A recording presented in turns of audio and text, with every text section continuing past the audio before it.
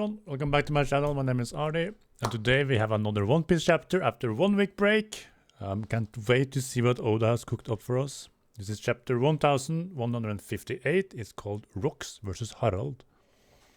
And we start by Onichal, Yamato, and the Holy Inari Shrine Pilgrims, volume 40. 40 front page chapters. Is that a new record? Or am I just forgetting how many we used to have? Here lies the pirate of justice, Kosuke Moria? Who is Kosuke? Hello? Kosuke Moria?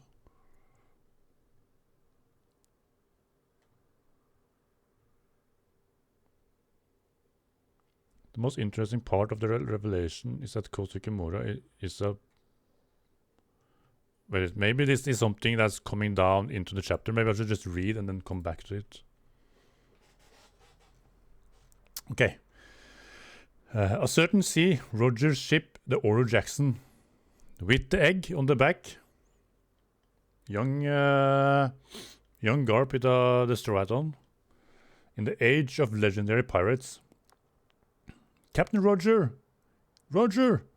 I heard Shaki open up a place on Pirate Island. They say it's unbelievable. He's pouting.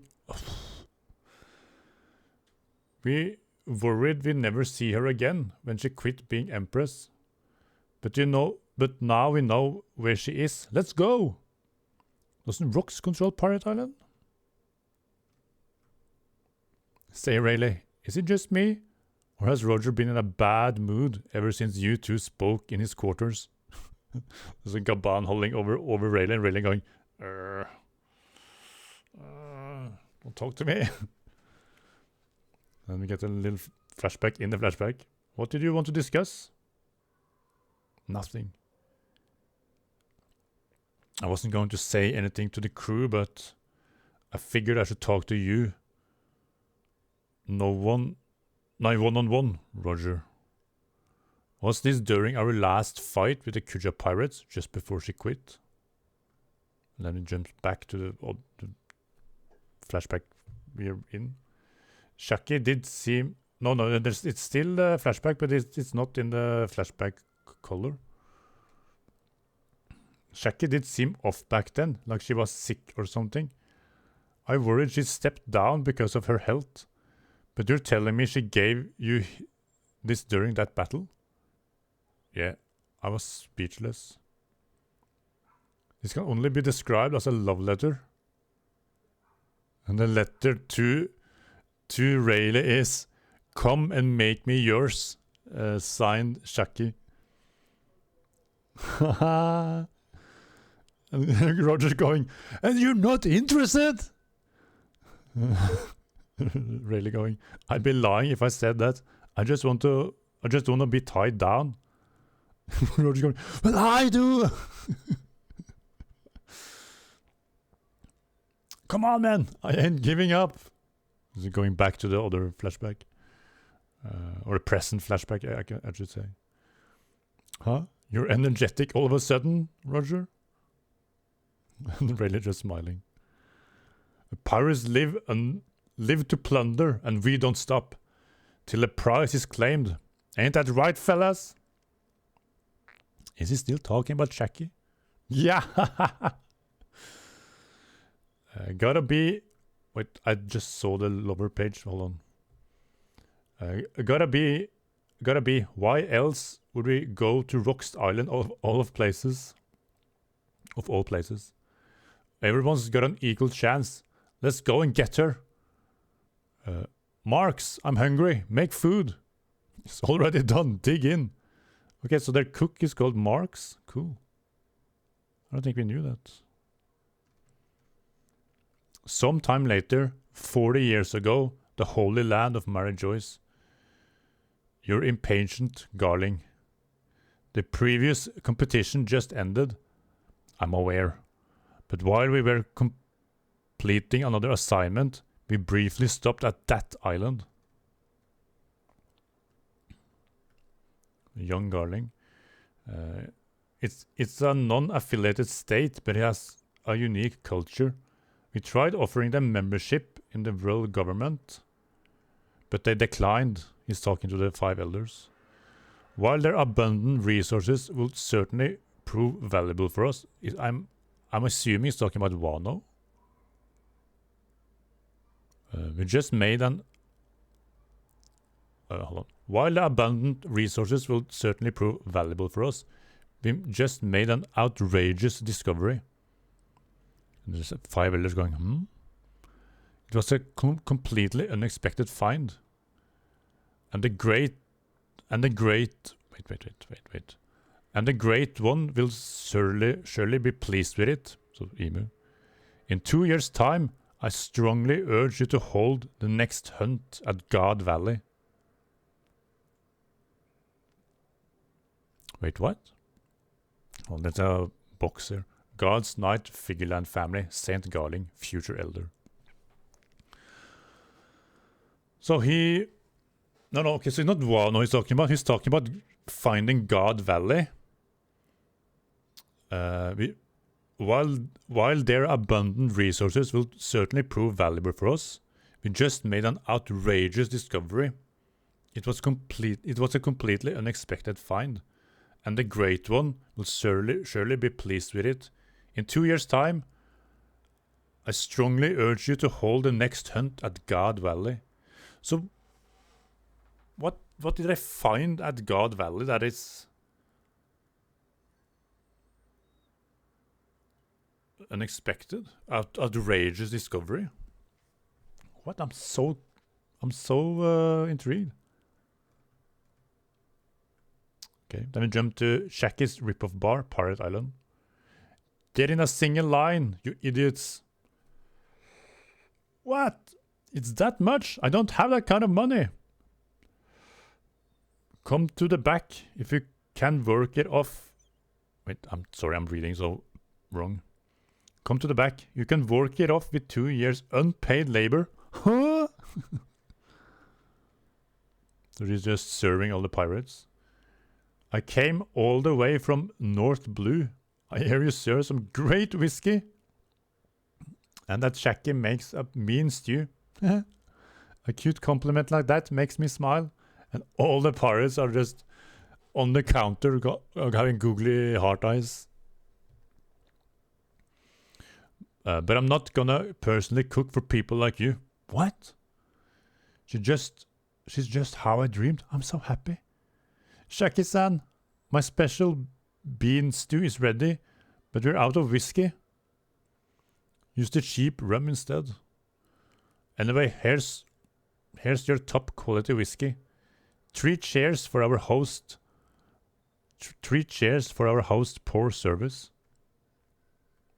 Rox. What happened, Rox?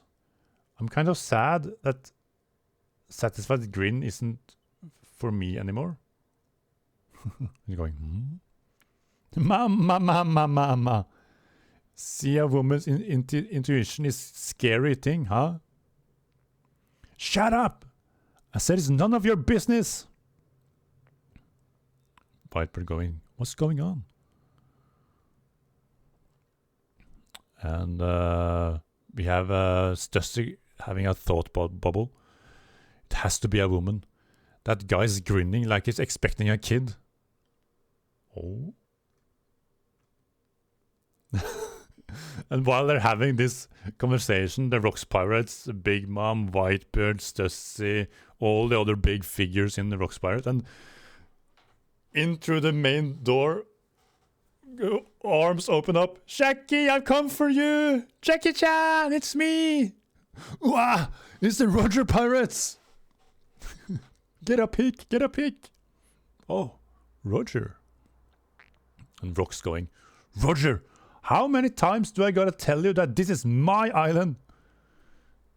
Didn't you hear? Fighting at Shaki is forbidden. So stuff it, you poor porcupine. And outside the bar, a bunch of pirates are either knocked out or beaten up. Yeah, because they was standing in a line. Rock saying, is there a huge line out there? How do you get in there? Did you wait? Did you wait in it? Roger's going, there was a line. There was a line? I hardly noticed. Drink up, everybody! I think he might have knocked them out. I'm trying to see if they are bloody or just... Yeah, it seems as they are bleeding. I was thinking maybe Conqueror's Hockey, but then Rox probably would have noticed it.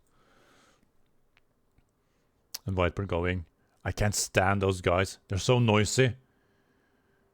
Put it on Newgate's tab. Nah, leave it on Rox, Whitebird says. So Whitebird is leaving when Roger came in. But we've seen later that Roger and Pirate are sort of buddies. Rivals, but buddies. Chucky, cute as hell, going, Roger, where's Raysan? And Roger is still eyes bubbling. I told him to come, but he said he wasn't feeling well, so he's napping on the ship. And then we're having a Gloriosa. Kia! Is that you, Roger? I wanted to see you again so badly. Now let me on your ship. Roger going, ah, Gloriosa! I told you, I'm not into you. I'm not into lovey-dovey women who throw themselves at me.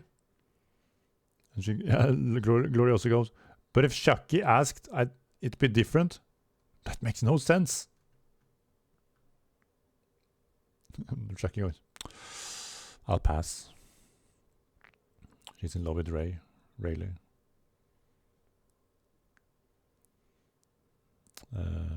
Yo, isn't Newgate still here? I want to drink with him. It's Roger. He left. Mama. And thinking to himself, damn it, Rayleigh, why didn't you come? This bar on Pirate Island, Shaki's bar, oh my god, there's so many big figures just having a laugh and drinking with each other.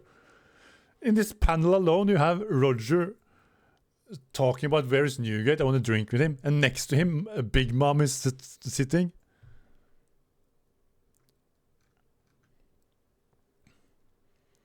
We'll deliver Bink Sake. Na na na na na na.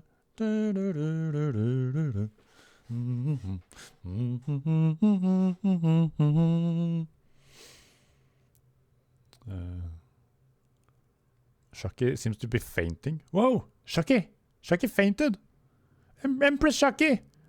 I'm gonna take care of her. Let me help. Move it, boys. Keep away from her.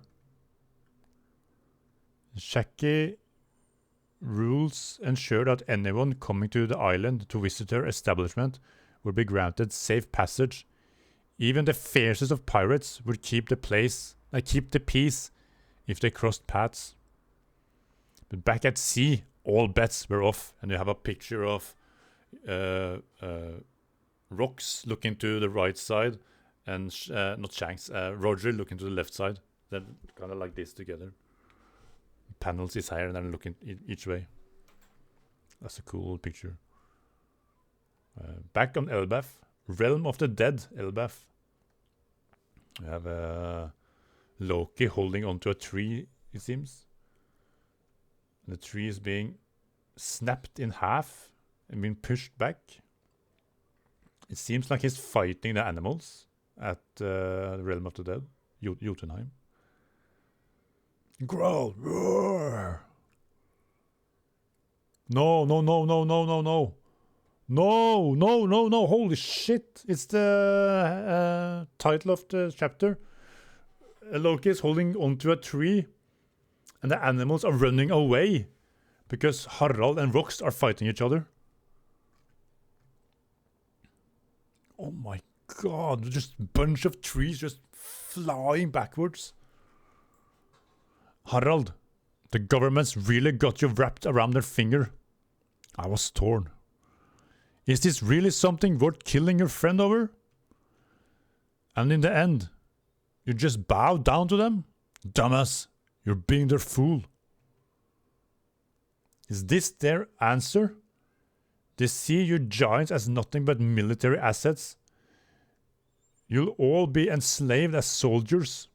And as he just smashes down on his sword, and conquers like just spewing everywhere. What happened to your warrior's pride? Don't you have your own will?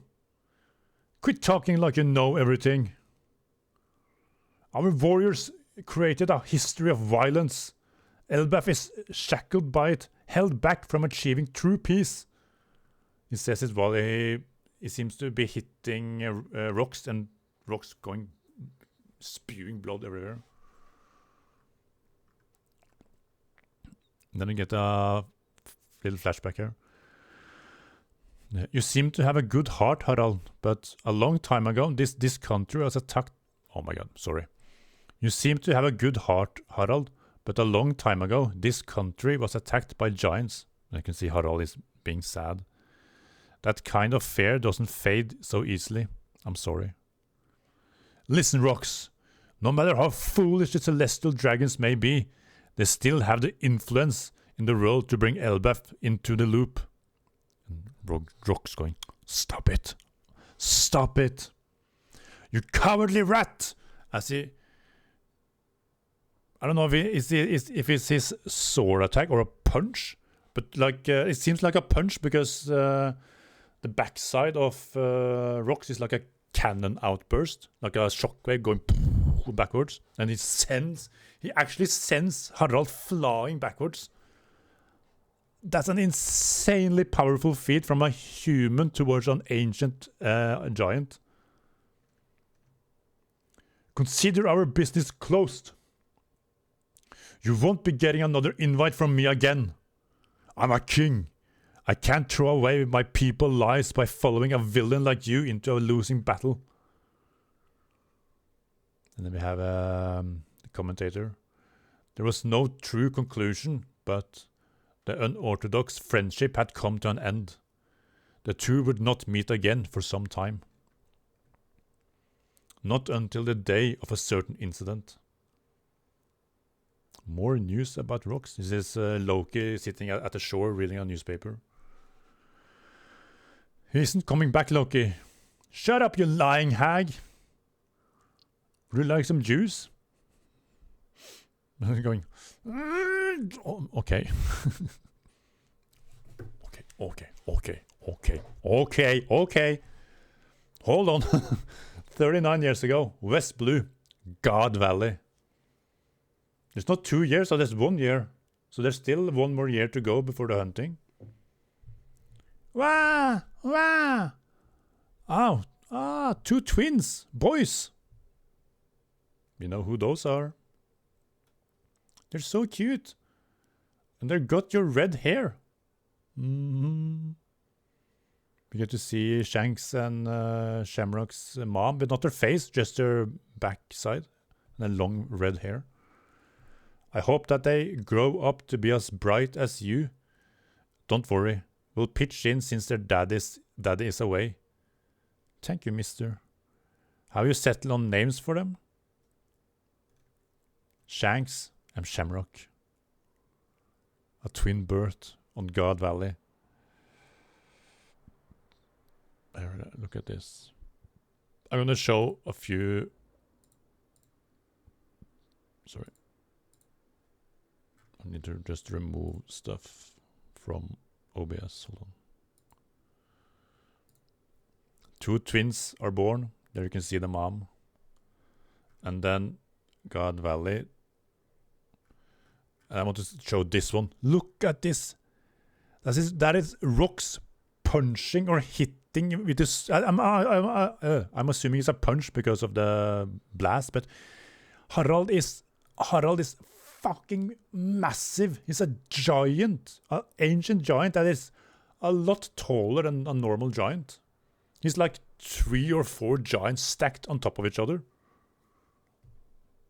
And Rocks is just, without struggling, knocking him away with a punch or slash or whatever that attack is. That's an insane feat.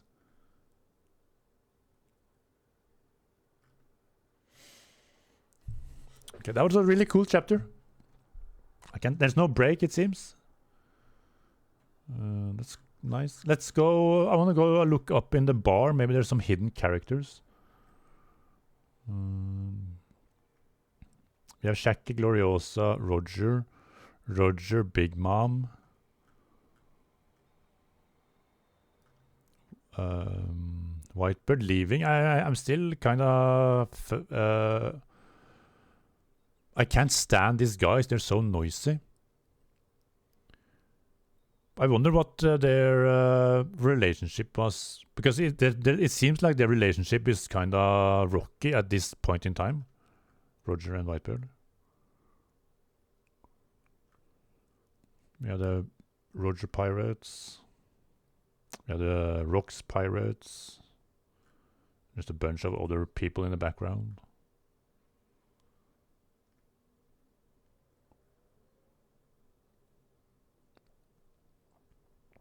Trying to see, is there anyone worth noting here? Because Oda is really good at hiding people in plain sight. It's like in the chapter where we got to see Don Krieg. I didn't notice Don Krieg before someone pointed it out on the Reddit post. He's like he's making Waldo, find Waldo, but in the One Piece world with One Piece characters. In the line, I don't see anything. I don't think I see anyone out of the ordinary. Just a bunch of people, mostly silhouettes, looking people. So, what I am curious about is this is the Figureland speech. It's a non-affiliated state, but it has a unique culture. We tried offering them membership in the world government, but they declined. While their abundant resources will certainly prove valuable for us, we just made an outrageous discovery. It was a completely unexpected find, and the Great One will surely be pleased with it. In 2 years' time, I strongly urge you to hold the next hunt at God Valley. What did they find at God Valley?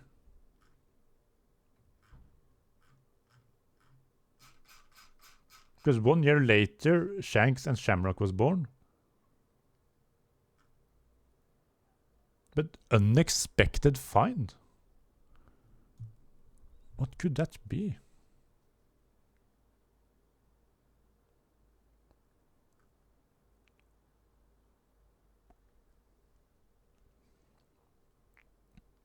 I really like the look of God Valley. Just two tall mountains with a line split in the middle. I really wonder if that mountain used to be one and something split it in half.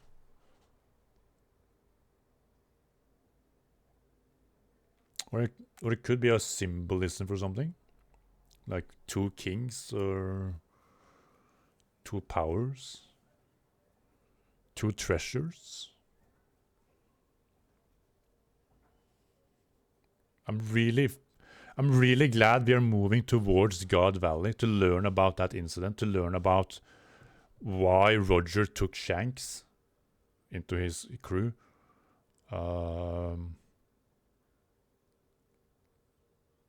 Just everything about God Valley. Of course, it doesn't exist anymore because they used Uranus on it to destroy the entire island. I'm really curious. All we have seen so far is the flashback of Kuma, which I haven't reacted to yet. On anime episodes. I need to watch those now that they are complete. Okay, I'm gonna just quickly head over to the Reddit to see if anyone pointed out something I didn't spot. Comment of the week from Oda. I heard that if you get plenty of oil, it burns off and you lose weight. So give me that fat. Okay. Whatever Oda is doing with Chucky and Riley, I'm invested. Also, I cannot believe we saw Shanks' mother before Luffy's. That's a good point. A lot of people want Tritoma to be Luffy's mother. just bringing everyone from Amazon Lily into the fray of being important people in our story. Luffy's mom doesn't have to be an important person, in my opinion. She can just be a person from some island. Sounds kind of like Rouge for Roger.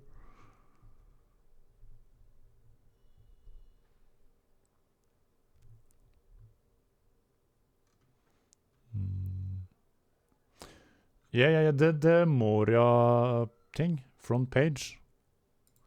Kosuke Moria.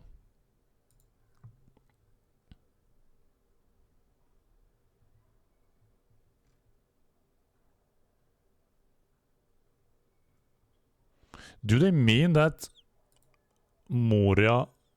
Gecko Moria is a Kosuke?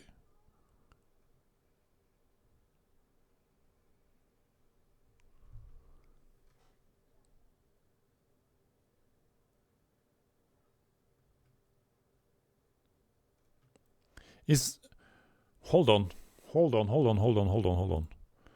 If Gecko Moria is a Kosuke, that would kinda explain why he would go up against Kaido in the first place. Not just because Kaido was a emperor, or I don't know if he was emperor at that time. Correct me on that if I'm wrong. But that would kind of explain or give a reason for Moria to attack Kaido, because he was invading his homeland.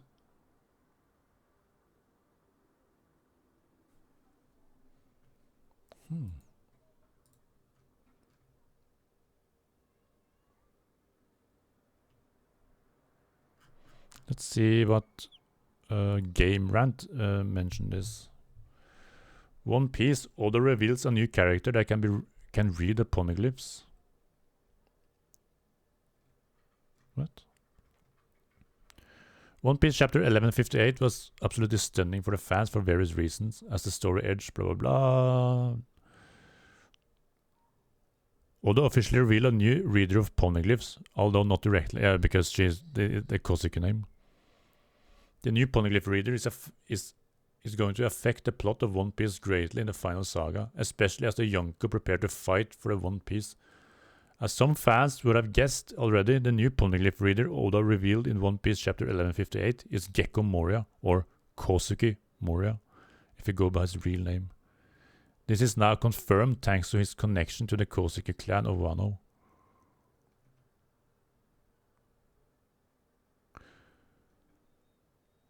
That's insane. I did not expect Moria to be a Kosuke. He doesn't look like a Kosuke. He looks like a demon.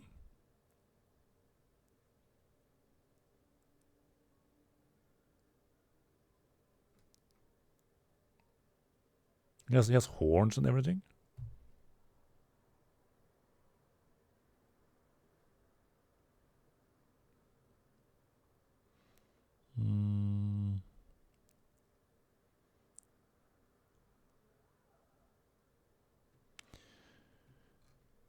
Huh. Yeah, I'm gonna hold off before saying that it's confirmed that Gecko Moria is Kosuke Moria. Okay, I can go as far as say as he probably could be Kosuke Moria, but we need to know a little bit more about how he became Kosuke Moria, because he does not look like anything else from Wano at all.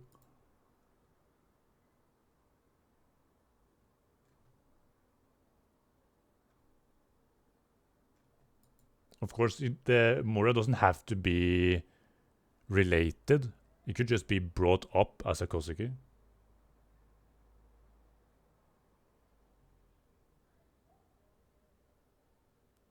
Here is someone typing someone in the Reddit here. Gecko is Kosuke backwards in Japanese. If you spell it in kanji. That is, I can show you. Here. Oda's a fucking genius. In other words, he's related to Sukiyaki, Oden, Momo, and Hiyori. Now I'm sure he'll return to the story even more powerful than before. Moria, being a Kosuke, could have even learned to read the poneglyphs. If he joins the Cross Guild, as I and many other theorize, this will give him a huge advantage in the race for the One Piece.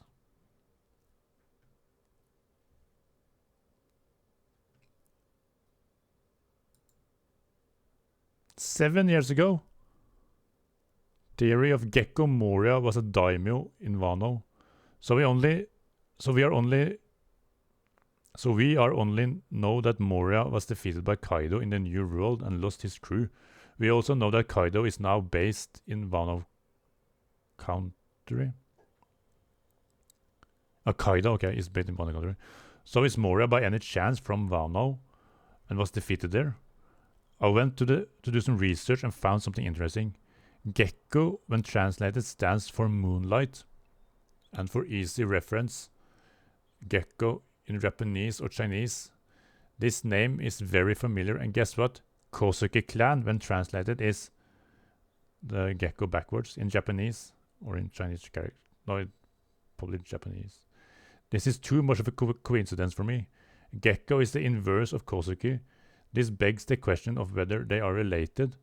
Are they polar opposite clan, or maybe to get together? They used to belong to one big giant clan. This then leads me to my second discovery, and that the prince of the pants of Gecko Moria. For reference, there's a picture. I can't click that. The 4-square diamond-shaped block is very familiar for me, and is a very similar to the big powerhouse daimyo in Japan history, that almighty Takeda clan. For reference, please see below. Okay, I can't click those.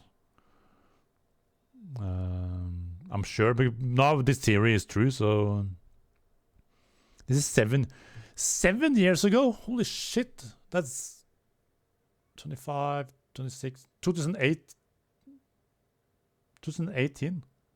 2018, we were still in Wano. Oh my god, it goes by so fast when you think about it.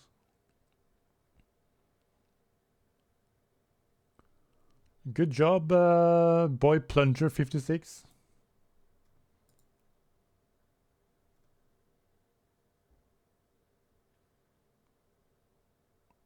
Max Marks.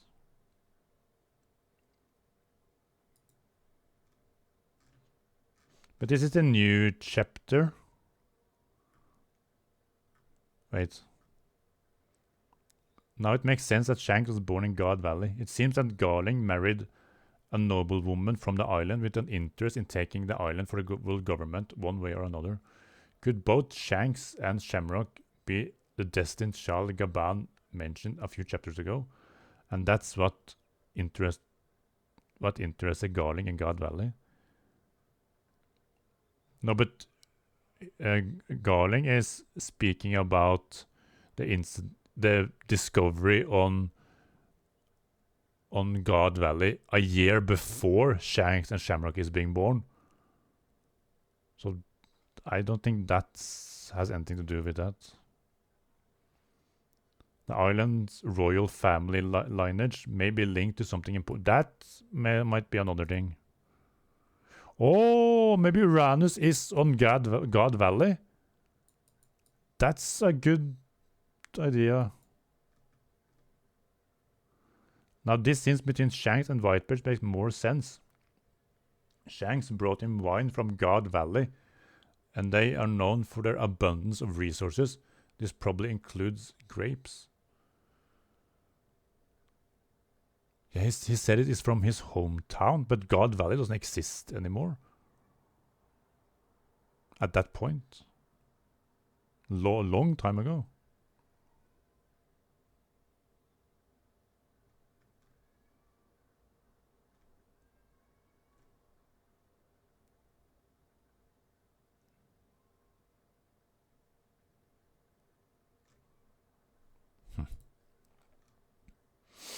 Okay.